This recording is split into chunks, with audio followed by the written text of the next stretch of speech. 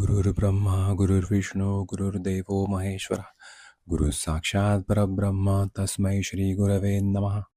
आपला भारत देश हा अध्यात्मप्रधान संस्कृती असलेला एकमेव देश आहे. त्यातही महाराष्ट्राच्या पुण्यपावन भूमीमध्ये ज्ञानेश्वर, तुकाराम, एकनाथांची परंपरा आजमितीपर्यंत चालू आहे. सुमारे 1200 वर्षांपूर्वी श्रीमद आद्य शंकराचार्यांनी वैदिक धर्माचे पुनरुज्जीवन केले. परमेश्वराने अनेक वेळा जन्म घेऊन वैदिक धर्माचे रक्षण केले आहे. सांप्रतच्या अज्ञानोधिक काळात पैसा व प्रसिद्धीच्या मागे वेगाने धावणाऱ्या मानवाला शाश्वत सुखाचा मार्ग दाखवण्यासाठी आणि वेदधर्माला आलेली ग्लानी दूर करण्यासाठी गुरुरूपामध्ये परमपूज्य रामकृष्ण क्षीरसागर स्वामींनी 16 फेब्रुवारी 1934 म्हणजेच शके 1855 फाल्गुन मास शुद्ध तृतीयेला नगर जिल्ह्यातील पारनेर तालुक्यातील रायतळे गावी अवतार घेतला. वयाच्या अवघ्या 7व्या वर्षी ईश्वरी साक्षात्कार झाला व त्रिकाल ज्ञान प्राप्त झाले. पुढे भगवान श्री दत्तात्रेयांनी गाणगापूरला बोलावून घेतले. स्वामी नृसिंह सरस्वतींच्या रूपात प्रकट होऊन अनुग्रह दिला. स्वामींच्या आज्ञेचे तंतोतंत पालन करून 25 वर्षे तपश्चर्या केल्यावर स्वामींनी पुन्हा दर्शन देऊन मला तुझ्याकडून वेदांचे कार्य करवून घ्यायचे आहे असा आदेश दिला. इथेच परमपूज्य रामकृष्ण स्वामी महाराजांना आपल्या जीवनाची कल्पना आली आणि गुरु आज्ञेप्रमाणे कार्याला सुरुवात झाली. 1974 साली दत्त देवस्थान ट्रस्टची स्थापना झाली. वेदांचे संवर्धन व संरक्षण हे मुख्य कार्य जोमाने सुरू झाले. यातूनच वेदांत विद्यापीठची संकल्पना पुढे आली व 100 विद्यार्थ्यांची गुरुकुल पद्धतीने सोय होण्यासाठी वेदांत वास्तू बांधण्यात आली. याचबरोबर सामान्य लोकांना दर्शन देणे व मार्गदर्शन करणे चालू झाले. सत्संग मंडळांच्या स्थापना झाल्या. भक्तांशी होणाऱ्या संवादातूनच गुरुवाणी, अमृत कलश, श्री रामकृष्ण वाच, नित्य गुरुवाणी या अनमोल ग्रंथांची निर्मिती झाली. सर्व क्षेत्रातील भक्त कार्यात सहभागी होऊ लागले. भक्तांचा अहंकार कमी व्हावा म्हणून भिक्षासत्र सुरू झाले. पुढील काळात आधारस्तंभ म्हणून भव्य असे दत्त मंदिर उभारले गेले आहे. एकाच मुळीतून आलेला वड, औदुंबर, पिंपळ हा देववृक्ष परमपूज्य गुरुदेवांच्या अलौकिक साक्षात्काराची प्रचिती नित्य देत आहे. या काळापासून भक्तांनाही जे अनुभव येत आहेत त्याचेच श्रवण आपण आता करणार आहोत. सिद्धांत अवधूत चिंतन श्री गुरुदेव रत्त. नमस्कार, आपले सर्वांचे स्वागत आहे आपल्या श्री गुरु गौरविका पॉडकास्टमध्ये. आज आपल्याला अनुभव सांगण्यासाठी आपल्या बोरिवली विभागातले श्री गणेश नाडगीर आपले ज्येष्ठ गुरुबंधू आलेले आहेत. तर चला सुरुवात करूया पॉडकास्टला. नमस्कार काका. तर काका, प्रथमतः आपल्याकडून जाणून घ्यायला आवडेल आपलं बालपण, शिक्षण, घरातील धार्मिक वातावरण याबद्दल आम्हाला थोडी माहिती सांगावी. मी मूळचा कर्नाटक स्टेट मधला, बेळगाव हे शहरातला आम्ही. आणि घरातलं वातावरण वगैरे धार्मिक वातावरण आहे. आणि घरात कुलाचार एकदम व्यवस्थित पाळतात सगळं. अच्छा, छान आहे. आणि माझं शिक्षण पण सगळं बेळगावला झालं. अच्छा, मग काका आपली गुरुदेवांची पहिली भेट कशी झाली? मी 1976 साली बेळगावहून मुंबईला ह्याच्या नोकरी निमित्त आलो आणि मी आमच्या चुलत भावाकडे डोंबिवलीत राहायला पहिल्यांदा गेलो. आणि त्या बिल्डिंगमध्ये बर्जे म्हणून गुरुदेवांचे भक्त होते, ते राहत होते. त्यांनी मग असं रोज आमचं बोलणं होत होतं. त्यांच्याकडे फोटो होता गुरुदेवांना, आम्ही नमस्कार करून येतो. मग त्यांनी म्हटले की गुरुदेव तर गिरगावमध्ये ह्यांच्याकडे आलेत, बापटांच्याकडं. तर आम्ही म्हटलं, मग ते म्हटले तुम्हाला दर्शनला घेऊन जातो. मग आम्ही सकाळी 7:30-8ला त्या गिरगावला जाऊन गुरुदेवांचं पहिलं दर्शन घेतलं. गुरुदेव असे काळे भोर केस बीस सोडून असे बसलेले आणि गुरुदेवांनी असं नमस्कार हे करून मला आशीर्वाद दिले. आणि त्याने बर्जेंनी मला ओळख करून दिली की ह्यांनी माझा व्यवसाय असा होता की मी प्रत्येकाच्या दुकानात जाऊन माल वगैरे विकत होतो, सेल्सला होतो. आणि त्यांनी एक मला पावती बुक दिलेले ते मंदिराचं, ते जरा मला सेवा करून द्यायला सांगितले आणि ते मी संपवलेलं. आणि ते गुरुदेवांना त्याने अनुभव सांगितले की नाही ह्यांनी असं केलं. आणि मग ते हे झालं. मग नंतर माझं 8-10 वर्ष खंड पडला. अच्छा. नंतर एकदा दर्शन झाल्यानंतर 8-10 वर्ष खंड पडला. मग दुसऱ्यांदा काय झालं, मग अचानक आम्ही इकडं बोरिवलीला आलो. आम्ही डोंबिवलीला लग्न बिग्न करून सगळं डोंबिवलीला आलो, बोरिवलीला आलो. बोरिवलीत मला कोणाकडनं तरी कळालं की गुरुदेव पार्ल्याला गोळे साहेबांच्याकडे आलेत. बरोबर. मग आम्ही मग हे घरातले कोणी आले नाहीत. मग मला काही माहिती नसताना मी अगदी आंघोळ बिंघोळ करून अगदी म्हणजे कसं आपण दर्शनाला जातो तसं आत्ता जातो तसं त्यावेळेला आंघोळ बिंघोळ करून मी दर्शनाला गेलो आणि दर्शनाला जाऊन सगळं लोकांचं बघून वगैरे एकदम भारावून गेलो. आणि मग नंतर गुरुदेवांचं दर्शन घेऊन बाहेर पडलो.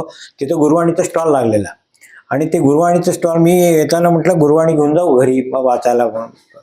आणि म्हणून गुरुवाणी पुस्तक आणलं आणि गुरुवाणी पुस्तक घेऊन मी घरी आलो आणि हे माझे मिसेस आणि मुली वगैरे सगळे वाचले आणि त्यांना पण ओढ लागली की आता आपल्याला इथं जाता आलं आणि आता नगरला जाऊया. आणि मग आम्ही लगेच दुसऱ्याच दिवशी काही माहिती नव्हतं काय नाही आणि आम्ही विचारत ड्रायव्हर बरोबर नगरला गेलो आणि गुरुदेवांचं नगरला पहिलं दर्शन झालं. अरे वा, खूपच छान, खूपच छान. आणि असं म्हणजे सुरुवात गुरुदेवांची असं सुरू झाली. नंतर ते त्याच्यानंतर आजपर्यंत आम्ही गुरुदेवांचे चरण सोडलेले नाही. हो. मग तुम्ही आता इतके वर्ष गुरुचरणी आहात, तर त्यात तुम्हाला अखंड अनुभव आले असतील, त्यातील 1-2 आम्हाला सांगावे. हो. 1995 मी प्रथम व्यवसायासाठी म्हणून इकडे आलो. नंतर आम्ही नगरवरनं घरी येत असताना घरी आलो की माझी मुलगी तेव्हा 10 वर्षाची होती आणि 5वीत होती. आणि तिचं दुसऱ्या दिवशी जे स्कूल ऑफ आर्ट मध्ये कॉम्पिटिशन होती ड्रॉइंगची आणि खूप सारे विद्यार्थी आलेले. पूर्ण पटांगण भरून गेलं, एकदम भारावून गेलं आणि लोक सगळे हे ड्रॉइंग सुरू झालं. फोटोग्राफर हे ते होते, कुठं फोटो काढत होते. आणि कॉम्पिटिशन संपल्यानंतर ते मुलगी म्हटली बाबा मला काय मिळेल काय. मी म्हटलं तुला काही नाही म्हटलं तरी हे उत्तेजनार्थ बक्षीस तरी मिळेल काय गुरुदेवांची कृपा असली तर. मी असं एवढंच बोललो तिला आणि ती म्हटल्यानंतर मग तिलाही समाधान वाटलं गुरुदेवांची कृपा. आणि काय चमत्कार, 2 तासांनी रिझल्ट लागला आणि गुरुदेव माझ्या मुलीचा गोल्ड मेडल मिळाला तिला. आणि तिच्याजवळ कोण फोटो काढायला येत नव्हते, सगळीकडे दुसरीकडे जात होते. आणि तिला गोल्ड मेडल मिळालं त्याच्यात. आणि एकदम हे झालं. मग तिचा पण गुरुदेवांच्यावरती एवढा विश्वास वाढला की विचार. तसं मग 1.5 वर्षात तिला जवळजवळ 7 गोल्ड मेडल मिळाले. 7 गोल्ड मेडल मिळाले आणि खूप सारी कॅश पण मिळाली. आणि एक शंकर इंटरनॅशनल म्हणून एक स्पर्धा ते तिच्यात तिला राष्ट्रपती पदक मिळालं. बापरे, काय सुंदर. म्हणजे गुरुदेवांचे आशीर्वाद मिळाले तर काही अशक्य नाही. आणि त्याच्यानंतर मग ते कॅशचं ती मुलगी म्हटली की बाबा मला गुरुदेवांना सुवर्ण अर्पण करायचं आहे. अच्छा, ती म्हटली मला हे कॅश गुरुदेवांच्या कृपेने मला सुवर्ण. मग आम्ही काय हरकत नाही म्हणून आम्ही तिला घेऊन गेलो आणि ती गुरुदेवांना ती अर्पण केली. गुरुदेव स्वतःच्या हाताने घेतले आणि विचारले तुला आईबाबांनी फोर्स केले का तुझ्या मर्जीने घेतली. ती सांगितली नाही मी माझ्या मर्जीने घेतलेलं आहे.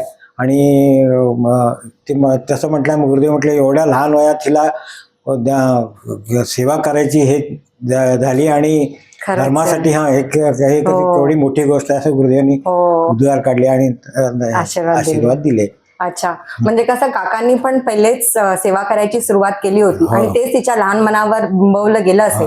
आणि त्याचबरोबर आपलं कसं आता मुलींना किंवा बायकांना म्हणा तर कसं सुवर्णाचं एक इच्छा असते किंवा आवड असते, तर ते तिला गुरुदेवांना म्हणजे इतक्या श्रेष्ठ विभूतींना द्यायची इच्छा झाली. हेच खूप सुंदर भाव आहेत. आणि काका हा तर खूप सुंदर अनुभव झाला. तसाच आम्हाला अजून एखादा सांगावा. आणि एक सांगतो, मी मुंबईला आलो ते नोकरी करायला म्हणालो. नंतर काय थोड्या दिवसांनी वाटायला की आता आपला स्वतःचा व्यवसाय सुरू करावा. आणि मी गुरुदेवांच्या नमस्कार करून मी माझा स्वतःचा बिझनेस सुरू केला. आम्ही त्यावेळेला डोंबिवली होतो. 500 रुपये करंट अकाउंटमध्ये मी माझं अकाउंट ओपन केलं आणि स्टार्ट केलं. मुंबईत एक बिझनेस करायला करोडो रुपये लागतात. पण मला माणसं असं भेटत गेले म्हणजे गुजराती पूर्ण सर्कल आमचं, परंतु सगळे लोक चांगले आम्हाला हेल्प करून म्हणजे आणि जे मॅन्युफॅक्चरर एक गाडी मागवायला लाख रुपये लागते तिथं त्यांनी म्हटले माल बेच के पैसा देऊ, असे लोक मला हे भेटले. आणि हे सगळी गुरुदेवांची कृपा. नाही तर आम्ही एवढे मराठी माणसं मोस्टली बिझनेसमध्ये असत नाहीत. सगळं गुजराती कम्युनिटी आमचं. तरी ते गुरुदेवांच्या कृपेने हळूहळू हळू वाढत आज एवढ्या मला चांगल्या व्यवसायाला खूप फळ आलं. फळ आलं. हो, म्हणजे सहाय्य गुरुदेवांचं खूप छान मिळत गेलं आणि आशीर्वाद असल्यामुळे काही पण अगेन अशक्यही नाही. तर मग तेच त्यांना खूपच छान अनुभव आले. आणि काका असा अजून एखादा अनुभव सांगाल ना? आणि एक अनुभव म्हणजे गुरुदेव महाबळेश्वरला ह्याच्यासाठी येणार होते, विश्रांतीसाठी येणार होते. त्यांची तब्येत जरा बरी नव्हती. मग त्यावेळेला का आम्ही काय सत्संगचे मेंबर वगैरे नव्हतो, परंतु सगळ्या सत्संगमधून 2-2, 3-3 लोक सेवेकरी म्हणून जात होते. परंतु आम्हाला गुरुदेवांची कृपा का म्हणा काय म्हणा, माझं नाव सिलेक्ट झालं. आणि मग मी आमच्या बरोबर आणि दोघं म्हटल्यानंतर मी बावडेकर आणि जानोरकरला पण घेतलं आणि आम्ही तिघही सेवेला म्हणून गेलो. बरोबर माझी गाडी आणि ड्रायव्हर होता आणि सेवेला गेलो. आणि तिथं सेवा म्हणजे काय, गुरुदेवांचं बंगला साफ करायला सांगितलेले, त्यांचं किचन पूर्ण साफ करायला सांगितले. गुरुदेवांनी स्पेशली सांगितले किचन एकदम साफ करा, माझं जेवण तिथं हे व्हायचं. दिवसभर तेच करत होतो आम्ही, साफसफाई करतो. आणि बाकी गुरुदेव आले आणि आम्ही आमचं राहणं ठिकाण गुरुदेवांच्या बंगल्यापासून एक 10-15 मिनिटावर होतं. त्यामुळे आम्ही दिवसभर हे करून परत रात्री जेवायला तिकडे जाऊन रात्रीच्या सेवेसाठी येत होतो. आणि एक दिवशी रात्रीचे 12 वाजले. आम्ही ड्रायव्हरला म्हटलं तू काय येऊ नकोस, मी गाडी घेऊन जातो म्हणून. आणि मी गाडी घेऊन रात्रीचे काळोख झाला सगळा, येऊन गाडी पार्क केली आणि माझ्या बरोबरचे दोघं होते ते उतरले आणि एकट्याने म्हटलं गाडी जरा सरळ लागली नाही, सरळ लावा. आणि ते सरळ लावायला म्हणून मी गाडी न्यूट्रल मधनं आणि हँडब्रेक दोन्ही हे करून केली. ती गाडी एकदम होऊन पाठीमागे जायला लागली आणि काच सगळे बंद होते. लोक सगळे ओरडाले, गाडी दरीच जाणार आता. आणि सगळे, त्यामुळे मला काहीच कळेना, ते ओरडायला लागले. पण काय गुरुदेवांचा चमत्कार, एक झाड होतं, ते झाडाला माझी गाडी असं ब्रश होत होत होत होत असे हळू अलगत नेऊन दरीत पलटी न होता असं जाऊन एकदम कापसासारखी पडली, म्हणजे आराम अशी बसली, अशी दंड अशी बसली, म्हणजे पलटी झाली नाही, आणि पलटी व्हायची शक्यता होती. अशी बसली. आणि नंतर मी व्यवस्थित बाहेर आलो आणि दुसऱ्या वाटेने वरती आलो. आणि हे मला काही झालं नाही. लोक सगळे घाबरले. तर पण मला काय दुसऱ्या दिवशी गुरुदेवांना हे बैठकीमध्ये सांगितले. पण गुरुदेव म्हटले मी इथं असताना माझ्या भक्ताला काही होता कामा नये, ही माझी हे आहे. खरंच गुरुदेवांनी हे आपल्याकडनं माझ्यावर खूप आजपर्यंत कृपा आहे गुरुदेवांची.